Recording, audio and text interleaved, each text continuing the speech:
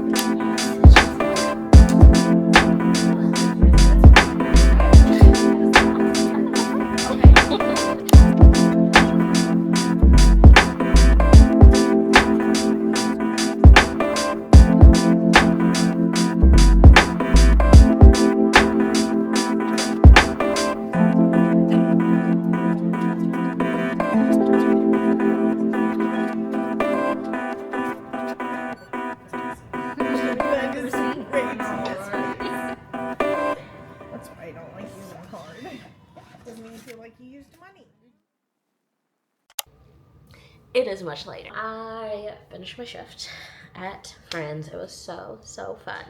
We did a lot today. I feel pretty confident cashiering, so that's really awesome. Planned for some community events that we're going to over the next few weeks, so I've got a few fun craft projects to do for that. Set up some sales, talked to some customers. It was really great. I really enjoyed it. I ended up skipping book club because your girl was tired, and you know what was calling my name instead? A midday margarita with chips and salsa and enchiladas, obviously. And then that led to a nap, of course. So now it is 5:30, and here we are. I am awake. I am going to get ready to sit down and finish my old book here. I about halfway, maybe, or so. A little bit more than halfway. But this is a little, like, less than 200, like, 80-page book. So that should be pretty easy to knock out. But before we do that, I wanted to do a quick little chitty chat with you. Because I think most of this video will be like montage style of me working and reading, and I thought, well, who doesn't love a good yap in a vlog? So I'm gonna do like rapid fire mid-year book tag, which I've seen a ton of creators do both on YouTube and on Instagram. I am using questions from Jamie Falk and Emmy Rossum, and some of these, like, I just know off the top of the dome I won't have a book that fits this, but we'll go through a few just as quickly as I can. Let's call it a minute. Rapid fire minute in 5, 4, 3, 2, 1. Best book you've read so far this year, probably Fableista is my favorite. Best sequel I've read, I actually don't know if I have a sequel. One of the Emperor and the Ashes books for sure. New release that I haven't read yet but want to / most anticipated release. I'm going to combine these two together. This is probably People Watching by Hannah Bonham Young. Biggest disappointment, that Persephone Hades series that I read that I was just like, what are we doing, guys? I'll put it on the screen. I can't remember the title of it. Biggest surprise. Pass. I don't know. Favorite author, Johnny Garza-Villa, for sure. New to me, debuted their first adult novel, Chef's Kiss. Book that made me cry, maybe The Proposal. That one was pretty beautiful. That one got me. Oh, or Business Casual, ADHD Wreck. That one got me good too. That was a fast minute, but I think pretty fun. I got through most of the questions actually, which is pretty impressive for a yapper like me. So let's go ahead and finish reading this book. I'll give you a quick little montage of me reading it, then a little thoughts clip, then we'll call it a day. We'll call it a vlog. It's a pretty solid one if you ask me.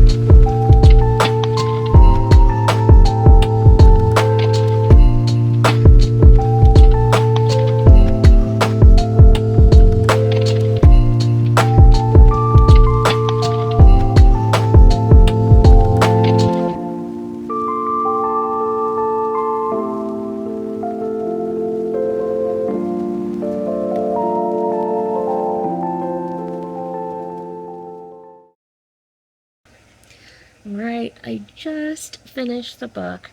It was delightful. It definitely gives Days at the Morisaki Bookshop vibes, but with more fantasy, character building, the world building. So adorable. And I really love the like message in this one, the kind of morals of what does it mean to dream, why do we dream, what can we learn from dreams, and how does it kind of drive our everyday waking life. So really glad that I finally finished that.